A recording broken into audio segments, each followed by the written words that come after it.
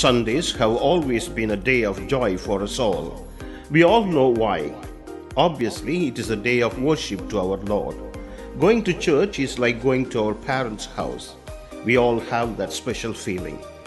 I was happy when they called me to be present in the house of Lord, says King David. I'm really happy to see the presence of the faithful half an hour before the actual starting of the worship. It shows their enthusiasm for the worship. Welcome to the translation of the sermon by Apostle Yesudasan at New Jerusalem Church on 15th November 2020. Praise the Lord. Dear children, I was inspired by the Lord to deliberate these words to you, and let's start by reading 1 Kings chapter 19, verses 11 to 13. The Lord said, "Go out and stand on the mountain in the presence of the Lord, for the Lord is about to pass by." Then a great and powerful wind tore the mountain apart and shattered the rocks before the Lord. But the Lord was not in the wind. After the wind there was an earthquake, but the Lord was not in the earthquake. And after the earthquake there was a fire, but the Lord was not in the fire. And after the fire there was a sound of a gentle whisper. When Elijah heard it, he pulled the cloak over his face and went outside at the mouth of the cave. Then a voice said to him, "What are you doing here, Elijah?" Elijah was hiding in the cave because of the threat by Jezebel. But the Lord was not pleased with Elijah. Sometimes the people of God forget their mission and transgress from their shown path. The Lord has anointed us to do great things. We should not be satisfied with the small pleasures we get when we pray. The Lord wants us to do great things. The Lord reveals that He is going to do some cleaning up work in the churches all over the world. A man called me and said there should be a revival in the church. I told him that the revival should start from within us. We should look into the beam in our eye before we see the speck in the other man's eye. The revival occurs when everyone corrects himself. If the log is dry, the fire burns steadily. The Lord prepared 120 people and let them wait, and then anointed them with the Holy Spirit. Through them, 3,000 people got the Holy Spirit in them. The Lord did such great things through ordinary people. Such manifestations are happening among us these days. We should have such fire in us. 1 Corinthians chapter 5 verse 6 says, "Your boasting is not good. Don't you know that the little yeast works through the batch of dough?" The church of Corinth was good in all its scriptures, supplication, and power. It was preparing itself for the arrival of Jesus Christ.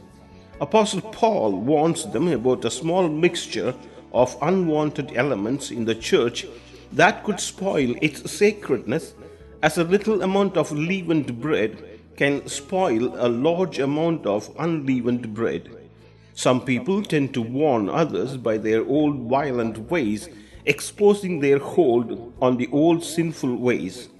King David says in Psalms 51 verse 5, "Surely I was sinful at birth, sinful from the time my mother conceived me." This is the old ways. It is said that like father, like son. Adam became the first one to sin, and that sin is passed on to all the generations. The Lord sent His Son Jesus Christ to save us from that sin. Now we have to see if we still have the same sinful nature in us. Whatever spiritual experience we have is not enough. We can't have a repeated routine of sinning and confessing. Such sins can create nightmares and bad visions that taint our conscience. This is the work of the enemy. He sends down fiery arrows against the faithful who are growing in spirit. The devil throws mud against the clean-hearted from afar. He wants them to go back to their sinning ways. Apostle Paul wanted to live a clean life when he accepted Jesus Christ as his Savior. He wanted to be clean in whatever he did, but slipped in his resoluteness and fell back to sin which he hated to commit. The reason? There was still some old dough that spoiled the new dough. It spoiled his spiritual life to some extent. Some people are peeved for not getting what they want.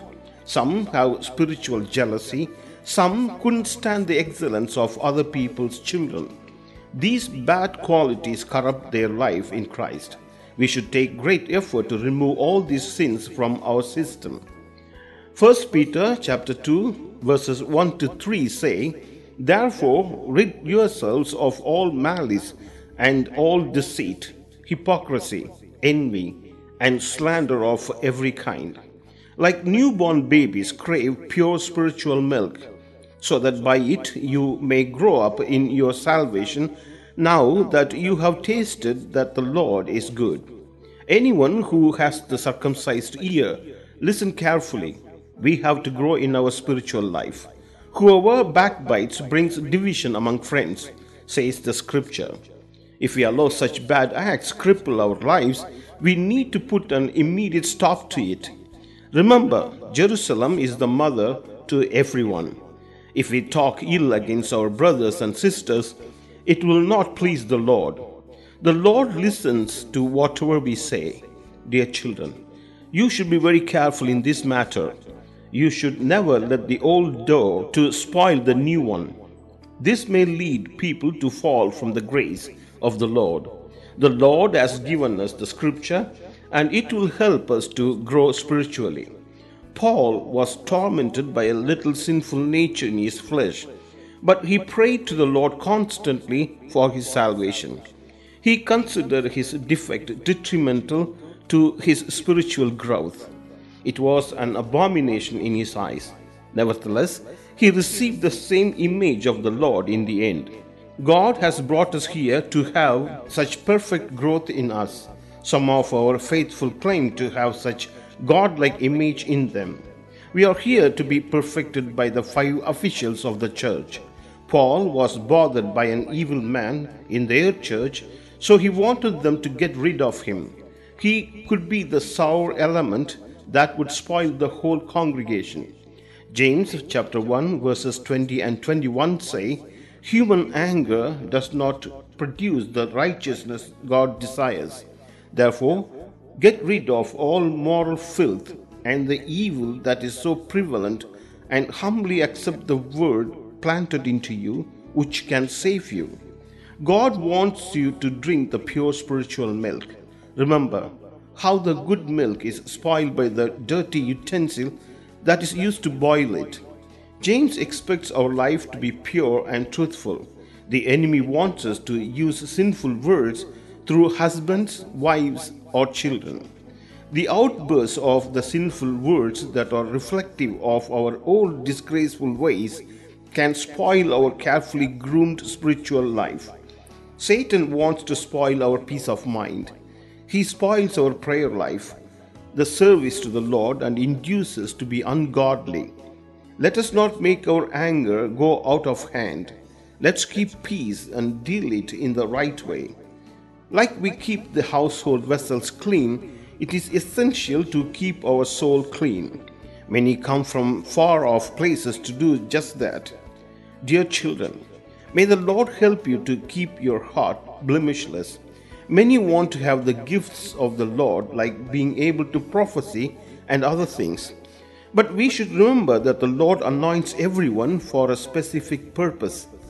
The men of God know when they pray for their faithful as to why they have been anointed. Some are anointed to be ministers, some as an important tool, and such things. So they will be given the appropriate counseling and guidance in an acceptable way. When the apostles laid their hands on the disciples, they received the Holy Spirit. Seeing this power of the Lord evoked by the apostles, a man called Simeon approached them with some money to acquire such power. Acts chapter 8 verse 22 says, "Repent of the wickedness and pray to the Lord. Perhaps he will forgive you for having such a thought in your heart." No one can grow in spiritual life by using money. When you have the pure heart, you would receive new spiritual experiences and close relationship with the Lord. Having sourdough is like walking around with fire in your bosom.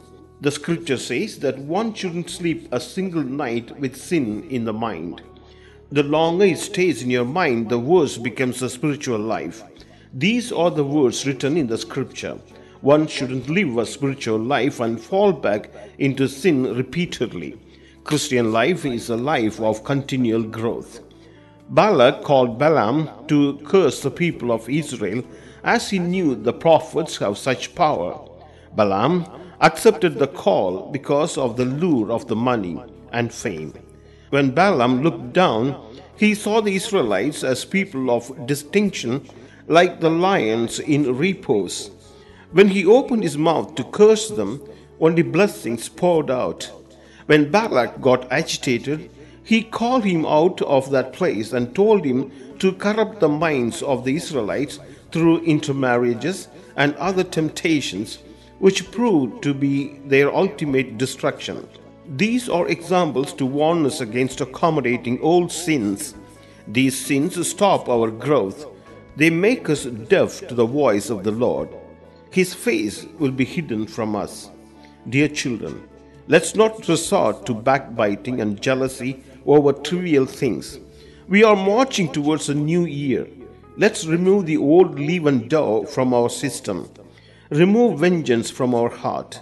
Jesus Christ prayed to God for forgiveness for the people who were torturing him because he didn't want them to be punished. Stephen also used the same words. First, we saw about iniquity. The next is evil mindset. Let's read Mark 7, verses 20 to 23. What comes out of a man is what makes him unclean, for it is from within, from the human heart, that evil intentions come: fornication, theft, murder, adultery, greed, wickedness, deceit, lustful desires, envy, slander, and foolishness. All these evils come from inside and make a man unclean. These are the carnal desires. These things defile a man whoever he may be. These things defile a man whoever he may be. We have been cleansed of these and made spiritual, so we should not have any old habits to torment us. According to Old Testament, if a man builds a house without balustrade and causes injury or death of a man, he would be held responsible. The church helps a man from falling and to move forward towards attaining the resemblance of God. But beware of the devil who shoots flaming arrows to bring us down. We should hold the shield of faith in our hands to ward off such arrows. The Lord has given us this shield to be confident in him. Laban pursued Jacob in order to harm him, but the Lord warned him against doing so because the Lord was with him. 2 Corinthians chapter 5 verse 17 says, "Therefore, if anyone is in Christ, he is a new creation. The old has gone, a new life has begun." A man who is in Christ is known by his noble acts. We are preparing ourselves for our journey to the kingdom of God. It is a glorious place, and the Lord there is the greatest of the Holy Spirit. The Lord Jesus Christ lived as an example to the people and then taught them the Christian way of life. Instead of saying, "Do it," let's say, "Let me do it." Living by example is better than just preaching. One has to practice what he preaches. Apostle Paul told everyone to follow him as he followed Jesus. Let's live as an example to others. Once our pastor was confronted by a bunch of dogs while walking on the road at night. When the biggest of them all was about to bounce on him, another dog told him to leave the pastor alone. The big dog backed off immediately. When we keep ourselves clean, we can be certain that the Lord shields us from dangers. Our Lord God doesn't sleep or slumber. Joseph was sure that the Lord is in him because he had the visions by the Lord in his heart. Genesis 39:9 says, "There is no one greater in this house than I, nor has he kept back anything from me but you, because you are his wife." Now can he do this great weakness and sin against God? The man who has been anointed for a purpose should not let himself slip into sin. Joseph knew the Lord has definite plans for him, and he didn't want to lose that. So he guarded himself against such temptations. Dear children, like Joseph, let's keep ourselves safe from the fiery arrows of the devil. Find out if we have any old sin still sticking in some place and remove it immediately. We should get new graces every day from the Lord and shine for it. The church wants to become a stainless, blemishless, and glorious entity. God has embedded us together as live stones in it. Let's live as witnesses to its magnificent glory. Let's make a vow not to have any ill feelings, bitterness towards our brothers and sisters. Let's remove the old sourdough from ourselves and live for the glory of the Lord Jesus Christ. Amen. If you want to contact us, our website is www.newjerusalemnews.in. Email njcngl@gmail.com. May God bless you all. Amen.